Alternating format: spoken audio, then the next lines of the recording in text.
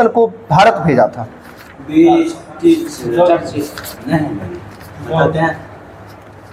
इधर चर्चिल कौन बोले थे? विंस्टन चर्चिल, बिल्कुल सही तो है, वही था। यानी किस ब्रिटिश प्रधानमंत्री ने जो है क्रिप्स मिशन को जो है भारत भेजा था?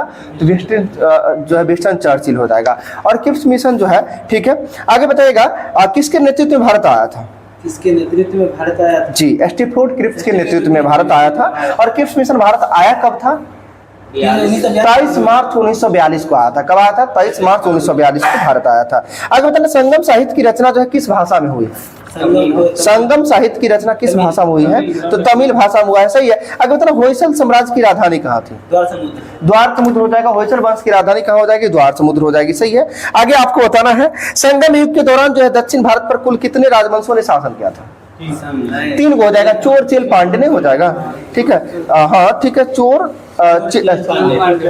चेर पांड्य, ठीक है, चोल चेर पांड्य, ठीक, पांड्य हो जाएगा, ठीक है। आगे बताना है, चोल का जो है प्रतीक चिन्ह क्या था? नहीं नहीं नहीं नहीं, चोल चेर और पांड्य तीनों का प्रतीक चिन्ह बहुत जरूरी है याद रखना। और आज मैं बताता हूं और लॉजिक के साथ परमानेंटली याद रहेगा। हम बात करते हैं चोल का पहले। तो चोल का बोलते हैं एक आम बोल चाल की भाषा में, चले चल बाघ मारे, ठीक है। तो चोल का प्रतीक चिन्ह हो जाएगा बाघ। हाँ, चोल का प्रतीक चिन्ह क्या हो जाएगा? बाघ। चले चल बाघ मारे, इसके मतलब क्या हुआ? तो चोल, चले चल से चोल क्या हो जाएगा? बाघ। अगला बात करते हैं चेर और पांडे का। तो चेर का प्रतीक चिन्ह क्या हो जाएगा? तो चेर लास्ट में रो, चेर का हो जाएगा तीर, हो जाएगा तीर धनुष हो जाएगा। तीर धनुष किसका हो जाएगा? चेर का। और पांडे का क्या हो जाएगा? तो तीर धनुष से जो है आप जानते पहले के समय किस मछली के आंख में निशाना लगाया जाता था? तो पांडे का क्या हो जाएगा? मछली। चोर चेल पांडे, यानी चोल का बाघ हो गया, चेर का तीर हो गया, और पांडे का क्या हो जाएगा? मछली हो जाएगा, ठीक है। ये तीनों ध्यान रखिएगा। आगे बात करते हैं, होयसल वंश के संस्थापक कौन थे? इसका था होयसल वंश के संस्थापक कौन थे? विष्णुवर्धन, ठीक है। होयसल वंश की राजधानी द्वार समुद्र। आगे बात करते हैं, कैबिनेट मिशन भारत कब आया था?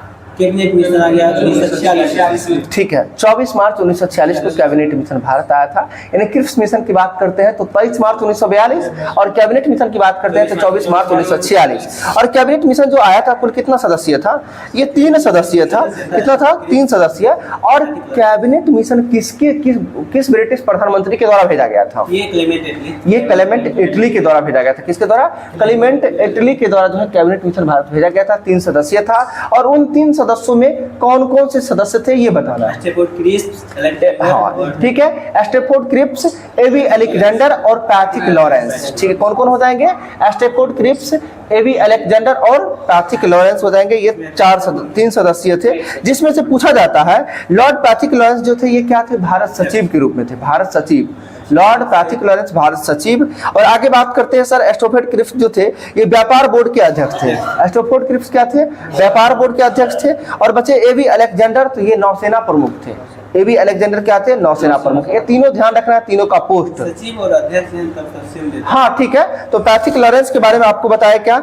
जो भारत सचिव या अध्यक्ष, ठीक है। आगे बात कर, स्टैफोर्ड क्रिप्स क्या थे? व्यापार बोर्ड के अध्यक्ष थे। तथा एवी अलेक्जेंडर क्या हो जाएंगे? नौसेना का प्रमुख था, ठीक है। आगे बताना है,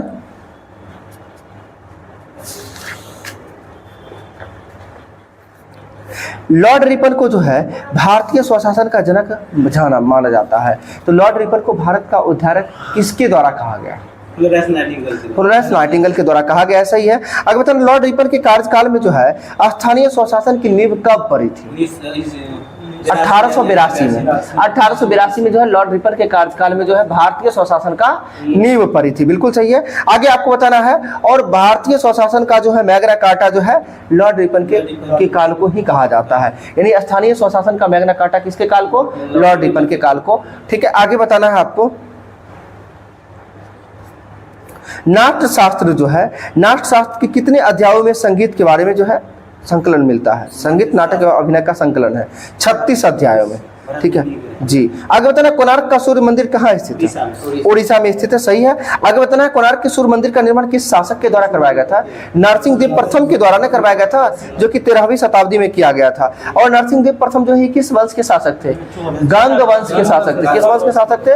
गंग वंश के शासक थे, सही है। आगे बताना है आपको, और इसे जो है कोणार्क के सूर्य मंदिर को जो है यूनेस्को के विश्व विरासत सूची में कब शामिल किया गया है? कोणार्क के नवास 1984 में, ठीक है। कोणार्क के सूर्य मंदिर को जो है यूनेस्को के विश्व विरासत सूची में कब शामिल किया गया है? 1984 में किया गया है, सही है। आगे बताना है कोणार्क के सूर्य मंदिर का अन्य किस नाम से जाना जाता है? ब्लैक पैगोडा के नाम से। देखिए एक साथ हम कोणार्क के सूर्य मंदिर से रिलेटेड जितनी भी बातें एग्जाम में पूछी जाती है एक साथ ध्यान रखेगा। पहला नंबर कोणार्क का सूर्य मंदिर है कहाँ? उड़ीसा में। और इसका अन्य क्या नाम है? ब्लैक पैगोडा के नाम से। कोणार्क के सूर्य मंदिर को किसके द्वारा बनवाया गया था? नरसिंहदेव प्रथम के द्वारा बनवाया गया था, ठीक है, प्रथम के द्वारा 13वीं शताब्दी में। और नरसिंहदेव प्रथम जो है किस वंश का शासक था? गंग वंश का शासक था। और इसके साथ साथ ये भी पूछा जाता है कि कोणार्क के सूर्य मंदिर को जो है यूनेस्को के विश्व विरासत सूची में कब शामिल किया गया है? 1984। एक साथ कंप्लीट कर लेंगे। और एग्जाम में यही सब में कंफ्यूजन होता है, नरसिंहदेव प्रथम, नरसिंहदेव द्वितीय, ठीक है, यही सब में दिक्कत होती है। चलिए आगे की बात करते हैं, ठीक। और उड़ीसा में स्थित जगन्नाथ मंदिर को जो है किस नाम से जाना जाता है? उसे श्वेत पैगोडा के नाम से जाना जाता है। देखिए बताने का मेन मकसद यही है कि ब्लैक पैगोडा के नाम से कोणार्क के सूर्य मंदिर को, और आपको जगन्नाथ मंदिर को जो है श्वेत पैगोडा के नाम से जाना जाता है, ठीक है।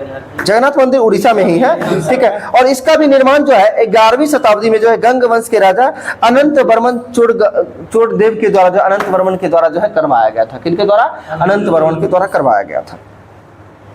आगे बात करते हैं, वर्ष 1858 में जो है भारत के गवर्नर जनरल को जो है वायसराय की उपाधि से जो है भारत सरकार अधिनियम 1858 के तहत दी गई थी।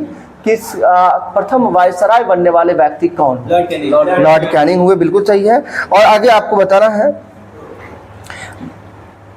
लॉर्ड हेस्टिंग्स का कार्यकाल कब से कब तक था?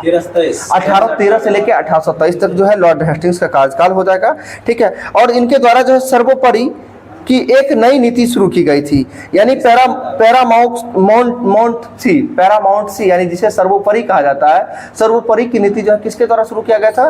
लॉर्ड हेस्टिंग्स के द्वारा शुरू किया गया था, ठीक है। आगे कंपनी में दावा किया कि, यानी कंपनी ने दावा किया कि उसका अधिकार सर्वोपरि या सर्वोच्च है, इसलिए उसकी शक्ति भारतीय राज्यों की तुलना में जो है अधिक थी, इसलिए सर्वोपरि यानी किसके द्वारा किया गया था? ये लॉर्ड हेस्टिंग्स के द्वारा। आगे बताना है मीनाक्षी मंदिर जो है कहाँ स्थित है? मदुरई, तमिलनाडु में, ठीक है, बिल्कुल सही है। आगे आपको बताना है मीनाक्षी मंदिर जो है किस देवता को समर्पित है? शिव देवता को समर्पित है। हिंदू देवता शिव को समर्पित है मीनाक्षी मंदिर, बिल्कुल सही है। आगे आपको बताना है, और शिव यानी शिव पार्वती दोनों का हो जाएगा, ठीक है, हुए करेंगे नहीं। चलिए आगे बताना है, वेद व्यास द्वारा रचित महाभारत के युद्ध में जो है पांडवों की केवल जो है 7 अक्षयहिनी सेना ने कौरवों की कुल कितना अक्षयहिनी सेना को प्राप्त किया था? 11 सेना को, ठीक है। यानी कि पांडव का कुल 7 सेना और कौरव के कितना? 11 सेना। और जिसमें पूछा जाता है कि महाभारत का युद्ध जो है कुल कितने दिनों तक चला था? 18 दिनों तक चला था, सही है। आगे आपको बताना है भारत का पहला जूट कारखाना कहाँ खोला गया था? कोलकाता, पश्चिम जो है रिसरा के पास खोला गया, समीप खोला गया था। कब खोला गया था? 1859 में। 1859 में रिसरा, कोलकाता। आगे बताना है आपको स्वतंत्रता प्राप्ति के समय भारत के विभाजन से जो है सर्वाधिक प्रभावित होने वाला उद्योग कौन था? यही था, जूट उद्योग ही था, ठीक है। आगे बताना है जूट उत्पादन में भारत का विश्व में क्या स्थान है? प्रथम स्थान है। जूट के उत्पादन में जो है भारत का विश्व में क्या स्थान है? पहला स्थान। आगे बताना बैरन द्वीप में जो है भारत का एकमात्र सक्रिय ज्वालामुखी, ठीक है, यानी भारत का एकमात्र सक्रिय ज्वालामुखी बैरन द्वीप हो जाएगा, सही है। और लगभग ये कितने किलोमीटर में फैला हुआ है? 3 किलोमीटर में, 3 किलोमीटर में जो फैला हुआ है बैरन द्वीप, ठीक है। आगे आपको बताना है, और बैरन द्वीप में जो है ज्वालामुखी कब फटा था? हाल ही में 2017 में, फरवरी 2017 में जो बैरन द्वीप में जो है ज्वालामुखी फटा था। आगे बताना 19 ईस्ट रीच जो है यह कहाँ स्थित है? हिंद महासागर में ना।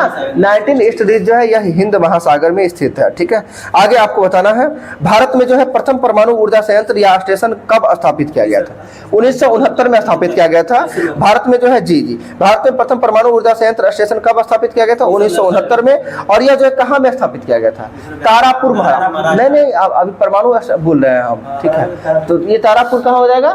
महाराष्ट्र में हो जाएगा। और ये तारापुर जो है परमाणु संयंत्र की स्थापना किस देश की सहायता से किया गया था? अमेरिका, यूएसए की सहायता से किया गया था। ठीक है जी, तारापुर महाराष्ट्र में बिल्कुल सही है। भारत में प्रथम परमाणु ऊर्जा संयंत्र जो है क्या महाराष्ट्र हो जाएगा? तारापुर का स्थापना 1969।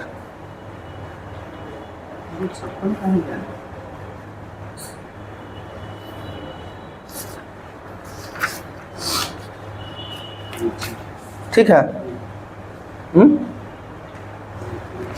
जरूरी है, डाउट मन में आता है। जीके जीएस है, जितना पढ़ेंगे उतना डाउट होगा, जितना कम पढ़ेंगे उतना कम डाउट होगा। क्योंकि आप कम पढ़ने का मतलब यही है कि आपको आता है इतना है, तो डाउट होगा कहाँ से? अब बहुत ज़्यादा आता है तो उसी में ना मिक्स होता है।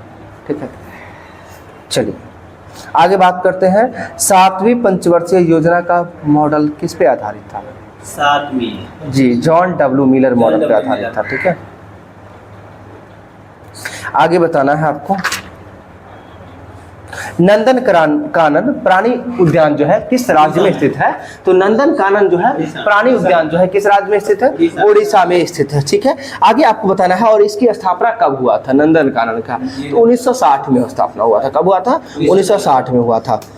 और नंदन कानन जो है यह मुख्य रूप से किस जीव के लिए जो है जाना जाता है? सफेद बाघ के लिए जाना जाता है। किसके लिए जाना जाता है?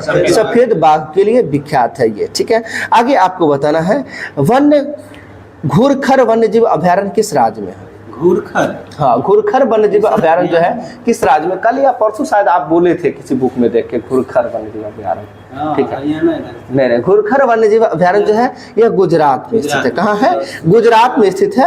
और यह भारत का सबसे बड़ा वन्यजीव अभयारण्य है, घूरखर वन्यजीव अभयारण्य। ठीक है, आगे बात करते हैं। सबसे बड़ा अभयारण्य वन्यजीव अभयारण्य देता है घूरखर वन्यजीव अभयारण्य, एक बार चेक कर लीजिएगा वैसे।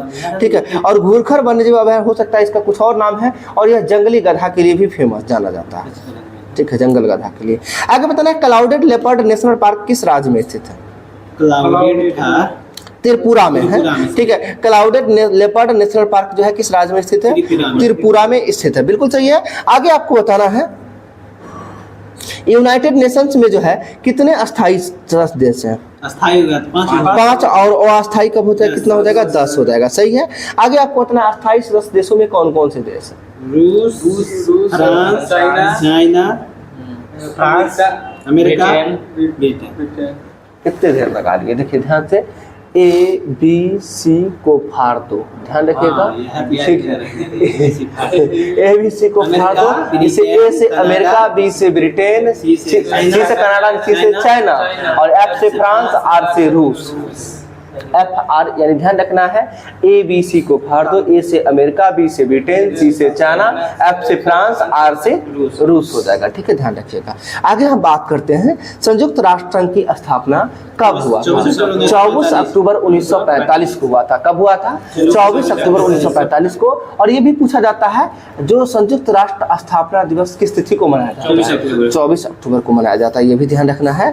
और आगे ये भी बताना है कि जो प्रथम विश्व युद्ध के समय जो है अमेरिका के राष्ट्रपति कौन थे? उस समय वुडरो विल्सन थे, बिल्कुल सही, वुडरो विल्सन थे। ठीक है, आगे आपको बताना है